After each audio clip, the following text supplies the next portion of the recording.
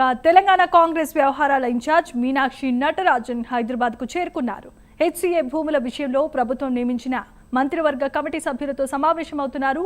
గాంధీ భవన్లో ఎన్ఎస్యూఏ నాయకులతో భేటీ కానున్నారు. ఇదే అంశానికి సంబంధించి మరిన్ని అప్డేట్స్ అందించడానికి హైదరాబాద్ నుంచి మా కరెస్పాండెంట్ అజీం సిద్ధంగా ఉన్నారు.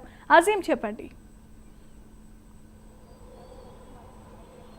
హెచ్సియు హైదరాబాద్ సెంట్రల్ యూనివర్సిటీకి ఆనుకొని ఉన్నటువంటి కంచె గచ్చిబౌలి భూ వివాదానికి సంబంధించి గత వారం 10 రోజుల నుంచి కూడా ఏదైతే రాష్ట్రంలో అదైతే ఒక హాట్ టాపిక్గా మారిందని చెప్పుకోవచ్చు. దీనిపై అటు ప్రతిపక్షాలు కావచ్చు, అలాగే హెచ్సియు హైదరాబాద్ సెంట్రల్ యూనివర్సిటీకి సంబంధించినటువంటి వివిధ విభాగాలకు సంబంధించినటువంటి స్టూడెంట్స్ అందరూ కూడా పెద్ద ఎత్తున ఆందోళన చేసినటువంటి పరిస్థితి కూడా మనకు తెలుసు. సో ఇదే నేపథ్యంలో ఈరోజు ఏఐసిసి రాష్ట్ర వ్యవహారాల ఇన్ఛార్జ్ అయినటువంటి మీనాక్షి నటరాజన్ ఏదైతే హైదరాబాద్కి వచ్చారు, గాంధీ భవన్లో ఏదైతే మరి కాసేపట్లో కూడా ఏదైతే ప్రభుత్వం ఏర్పాటు చేసినటువంటి కమిటీ ఏదైతే ఉందో ఈ కంచె గచ్చిబౌలికి సంబంధించి ఒక సబ్ కమిటీని ప్రభుత్వం ఏర్పాటు చేసింది. ఈ కమిటీలో డిప్యూటీ సీఎం బట్టి విక్రమార్క, శ్రీధర్ బాబు, అలాగే పొంగులేటి శ్రీనివాస్ రెడ్డి ముగ్గురు కూడా ఉన్నారు. సో ఈ ముగ్గురు సంబంధించిన కమిటీతో ఏదైతే కమిటీ సభ్యులతో ఏదైతే మీనాక్షి నటరాజన్ మాట్లాడినారో అసలు హెచ్సియు అనుకున్నటువంటి భూ వివాదం ఏదైతే ఉందో అంటే కంచె గచ్చిబౌలికి సంబంధించినటువంటి భూ వివాదం అయితే ఉందో ఇది కోర్టులు కూడా చాలా స్పష్టంగా చెప్పాయి. భూమి మాత్రం ప్రభుత్వానిదే, కానీ అంటే భూమి ఏదైతే ఆ 400 ఎకరాల్లో ఉన్నటువంటి పర్యావరణకు సంబంధించిన అంశాన్ని చాలా ప్రధానంగా ఇక్కడ తీసుకున్నట్టయితే అక్కడ ఏదైతే చెట్లు పెరిగినటువంటి సమ్ ఇయర్స్ అంటే ఇన్నేళ్ళు పెరిగిన చెట్టు కావచ్చు, లేకపోతే ఇంతెత్తు పెరిగిన చెట్టు కావచ్చు, ఇలాంటి చెట్లకు సంబంధించి నరికే విషయంలో ఏదైతే పర్యావరణ అనుమతులు అవసరం ఉంటుంది, అలాగే ఇలాంటి చాలా అనేక పర్మిషన్స్ తీసుకోవాల్సిన అవసరం ఉంది. ప్రభుత్వం ఎలాంటి పర్మిషన్స్ తీసుకోకుండా అసలు ఎలా ఈ చెట్లను నరుకుతుందని వివాదం పైన ఎక్కువగా ఏదైతే వివాదం రాజుకుందని చెప్పుకోవచ్చు. ఏదైతే కోర్టులు అయితే ఎక్కువ దీని విషయంలోనే అటు ప్రభుత్వాన్ని ఏదైతే ప్రశ్నించడం జరిగింది, సిఎస్పై కూడా చాలా సీరియస్ అయ్యింది.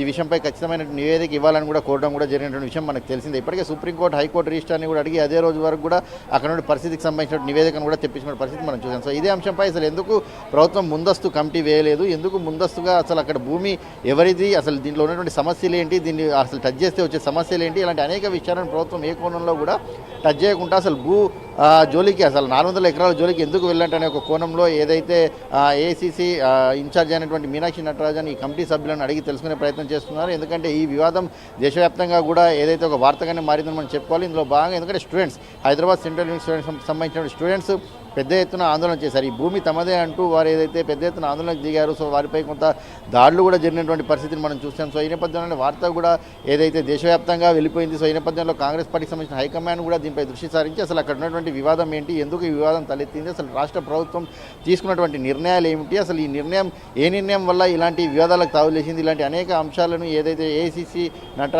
మీనాక్షి నటరాజన్ ద్వారా తెలుసుకునే ప్రయత్నం చేసి ఇందులో భాగంగానే ఏదైతే వారు మీనాక్షి నటరాజన్తో ఈ కమిటీ సభ్యులందరూ కూడా భేటీ మరి కాసేపట్లోనే అవుతారు. ఇప్పుడు అలాగే సుప్రీంకోర్టు నివేదికను కూడా ఇచ్చింది. అప్పటివరకు ఏదైతే ఈ చెట్ల నరికివేతను కూడా ఆపివేశారని కూడా చెప్పింది. సో ఈ కమిటీ సభ్యులందరూ కూడా ఏదైతే ఇప్పటికే దీనిపై ఏదైతే స్టడీ చేస్తున్న పరిస్థితి కూడా మనకు కనిపిస్తుంది. స్టడీ చేసి ఒక నివేదికను కూడా ఇవ్వనుంది. సో ఈ నివేదికను ఏ రకంగా రూపొందిస్తున్నారు, దీంట్లో న్యాయపరమైనటువంటి చిక్కులు ఏమైనా ఉన్నాయా, లేకపోతే ఎలాంటి అంశాలు దీంట్లో పొందుపరుస్తున్నారు, ఇలాంటి అనేక కోణాల్లో మీనాక్షి నటరాజన్ ఏదైతే కమిటీ సభ్యులతో అడిగి తెలుసుకునేటువంటి ప్రయత్నం చేస్తున్నారు. ఎందుకంటే న్యాయపరమైన చిక్కులు ఉంటే దాన్ని ఎలా సమస్యను మనం ఏదైతే లేకుండా చేయవచ్చు, అంటే దానికి సంబంధించిన న్యాయపరంగా ఎలా ముందుకు కొనసాగవచ్చు, ఆ భూమిని ఏ రకంగా తీసుకోవచ్చు, ఒకవేళ న్యాయపరమైన చిక్కులు ఉంటే మరి ఎలా దీనికి సంబంధించి ముందుకు వెళ్లాల్సిన అవసరం ఉంది. ఇలాంటి అనేక కోణాల్లో మీనాక్షి నటరాజన్ ఏదైతే రాష్ట్ర ప్రభుత్వానికి సంబంధించినటువంటి నేతలతో కావచ్చు, ముఖ్యంగా కమిటీకి సంబంధించినటువంటి మంత్రివర్గ సబ్ కమిటీకి సంబంధించిన నేతలతో కూడా అడిగి తెలుసుకునే ప్రయత్నం చేస్తున్నారు. అలాగే మరొక వైపు దీంతో పాటు హెచ్సియు ఏదైతే ఎన్ఎస్యూఐకి సంబంధించినటువంటి కార్యవర్గంతో కూడా ఏదైతే మీనాక్షి నటరాజన్ భేటీ కానున్నారు. ఎందుకంటే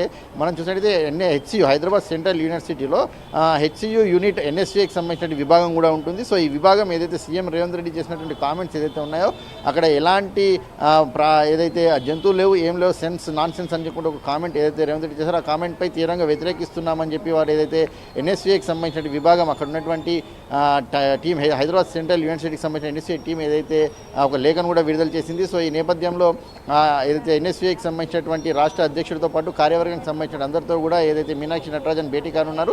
అసలు ఎన్ఎస్యూఐ రాష్ట్ర అధ్యక్షుడు కావచ్చు, కార్యవర్గ భేటీ చేస్తుంది. ఒక హెచ్సియుతో ముందుగానే ఈ వివాదం తలెత్తిన వెంటనే ఆ హైదరాబాద్ సెంట్రల్ యూనివర్సిటీలో ఉన్నటువంటి ఎన్ఎస్యూఐ టీంతో మాట్లాడి అక్కడ పరిస్థితి ఏంటి, వాస్తవ పరిస్థితి ఏంటి తెలుసుకొని దానికి సంబంధించి పీసీసీ అధ్యక్షుడికో లేకపోతే సీఎం రేవంత్ రెడ్డికో ఒక వినతి పత్ర రూపంలో కల్పించే ప్రయత్నం చేసి అక్కడ ఉన్నటువంటి వాస్తవాలు, అక్కడ ఒకవేళ ఈ భూమిని టచ్ చేస్తే వచ్చేటువంటి సమస్యలు ఇవన్నీ కూడా ముందుగానే ఇక్కడ ఉన్నటువంటి ఎన్ఎస్యూఐకి సంబంధించిన సభ్యులందరూ కూడా వాళ్ళతో టీంతో చర్చించి వారిని ఇక్కడ పార్టీతో మాట్లాడించే ప్రయత్నం చేయాలి కదా. అసలు ఎందుకు చేయలేదు అనే అంశంపై కూడా ఏదైతే మీనాక్షి నటరాజన్ ఎన్ఎస్సిఐ కార్యవర్గంతో కూడా ఏదైతే భేటీలో మాట్లాడే అవకాశాలు కనిపిస్తున్నాయి. అలాగే ఇప్పటికైతే వ్యతిరేకత వచ్చేసింది కాబట్టి దీన్ని పాజిటివ్ కోణంలో ఎలా తీసుకెళ్ళొచ్చు అంటే కోర్టులు కావచ్చు, మిగతా అంశాలు కూడా ఏదైతే భూమి మాత్రం హెచ్సియు హైదరాబాద్ సెటిలిటీ కాదని చెప్తూనే ఉన్నప్పటికీ దాంట్లో పర్యావరణానికి సంబంధించినటువంటి ఏవైతే నిబంధనలు ఉన్నాయో నిబంధనలు తీసుకున్న తర్వాత కూడా లేవనైతే సమస్యలు ఏంటి, సో ఈ సమస్యలను పాజిటివ్ రకంగా ఎలా ముందుకు తీసుకెళ్లాలి అనే ఒక అంశంపై అటు యూత్ కాంగ్రెస్ ఎన్ఎస్సీఐకి సంబంధించినటువంటి కార్యవర్గ సభ్యులతో కూడా మీనాక్షి నటరాజన్ డిస్కస్ చేసే అవకాశం ఉంది. సో ఓవరాల్గా ప్రస్తుతం మీనాక్షి నటరాజన్ పర్యటన ఈరోజు పూర్తిగా కూడా కంచె గచ్చిబౌలి 400 ఎకరాల